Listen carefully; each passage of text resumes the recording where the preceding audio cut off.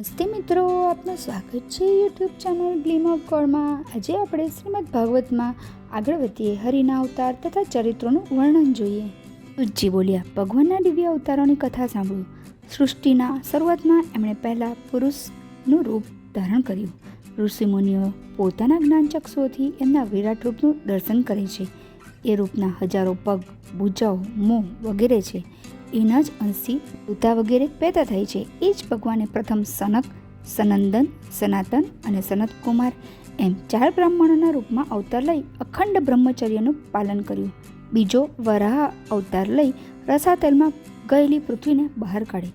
ત્રીજો નારદ અવતાર લઈ અન્વતંત્રનો પ્રચાર કર્યો। પછી ધર્મની પત્ની મૂર્તિના ગર્ભથી નરનારાયણ રૂપમાં ચોથો અવતાર ધારણ કરી ઋષિ બની ઇન્દ્રિય સંયમની કઠણ તપસ્યા કરી। 5મા અવતાર એ મુનિ કપિલ બન્યા અને સંખ્યાશાસ્ત્રનો ઉપદેશ આપ્યો।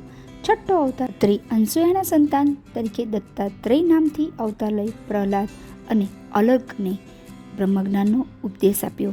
7મો અવતાર રુચિ આકુતિના પુત્ર યજ્ઞ તરીકે લઈ પોતાના યામ નામના પુત્રો સાથે સ્વયંભૂ મન્વંતરની રક્ષા કરી। 8મો અવતાર રાજા નાભીની પત્ની મેરુદેવીના ગર્ભથી ઋષભદેવ નામથી જન્મ લઈ પરમહંસ માર્ગ ચીંધ્યો।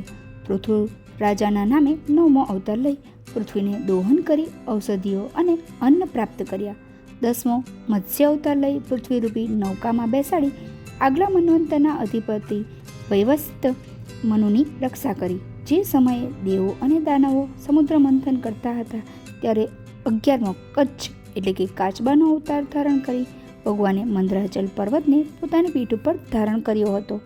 12મા અવતારમાં ધન્વંતરીના રૂપમાં અમૃત લઈ સમુદ્રમાંથી પ્રગટ થયા હતા અને દૈત્યોને અમૃતથી વંચિત રાખવા તેમણે 13મો અવતાર મોહિની સ્વરૂપ ધારણ કરી અમૃત દેવોને પાયું હતું। 14મા અવતારમાં તેમણે ભયંકર નરસિંહ રૂપ ધારણ કરી મહાબળવાન અને દુષ્ટ દૈત્યરાજ હિરણ્યકશ્યપની છાતી પોતાના નખથી ફાડી નાખી હતી। 15મા અવતારમાં વામન રૂપ ધરી દૈત્યરાજ બલિ પાસે 3 ડગલા જમીન માંગી હતી, તેને પાતાળમાં મોકલી દીધો। 16મા પરશુરામ અવતારમાં 21 વખત તેમણે પૃથ્વીને ક્ષત્રિયહીન કરી દીધી હતી। 17મા અવતારમાં સત્યવતી અને પરાશરજીના પુત્ર તરીકે વેદ વ્યાસના રૂપમાં વેદરૂપ વૃક્ષની ઘણી શાખાઓ રચી હતી। 18મા અવતારમાં રામાવતાર ધારણ કરી રાવણનો વધ થયો હતો। 19મા અને 20મા અવતારમાં યદુવંશમાં બલરામ અને શ્રીકૃષ્ણના નામથી પ્રગટ થઈ પૃથ્વીનો ભાર ઉતાર્યો હતો। કળિયુગ આવતા દ્વેષી દૈત્યોને મોહિત કરવા અજતના પુત્રરૂપ બુદ્ધનો અવતાર થયો અને કળિયુગના અંતમાં વિષ્ણુયસ નામના બ્રાહ્મણના ઘરે કલ્કી રૂપમાં અવતાર થશે। પહેલો મનુ અને બીજો ધર્મનો અવતાર ગણતા પરમાત્મા શ્રી હરિના કુલ 24 અવતાર થાય છે। પૃથ્વી પર હરિના અસંખ્ય અવતારો થયા, પરંતુ શ્રીકૃષ્ણ અવતાર સાક્ષાત નારાયણ અવતાર જ છે। ઋષિ, પ્રજાપતિ વગેરે એમના અંશ છે। ભગવાનના દિવ્ય જન્મોની આ કથાઓને હંમેશા વાંચનારો, સાંભળનારો દુઃખોથી મુક્ત બની જાય છે। આ જગત પરમાત્મામાં જ કલ્પિત છે। આત્મામાં શરીર પણ એક કલ્પના છે। જ્ઞાની પુરુષોને માયા નથી બાંધી શકતી। હકીકતમાં ભગવાનનો ન તો જન્મ થાય છે અને ન તો એ કોઈ કર્મ કરે છે। વેદ પણ એમનો પાર નથી પામી શકતા। એમના પરમ ભક્તો જ એમને જાણી શકે છે। આવો ભક્ત ધન્ય છે। વ્યાસ દ્વારા રચવામાં આવેલ આ ભગવત વેદો સમાન જ છે। એને વ્યાસે સૌથી પહેલા પોતાના પુત્ર સુખદેવને સંભળાવી। ત્યારબાદ સુખદેવે ગંગાતટ ઉપર 7 દિવસ સુધી આ કથા રાજા પરીક્ષિતને સંભળાવી।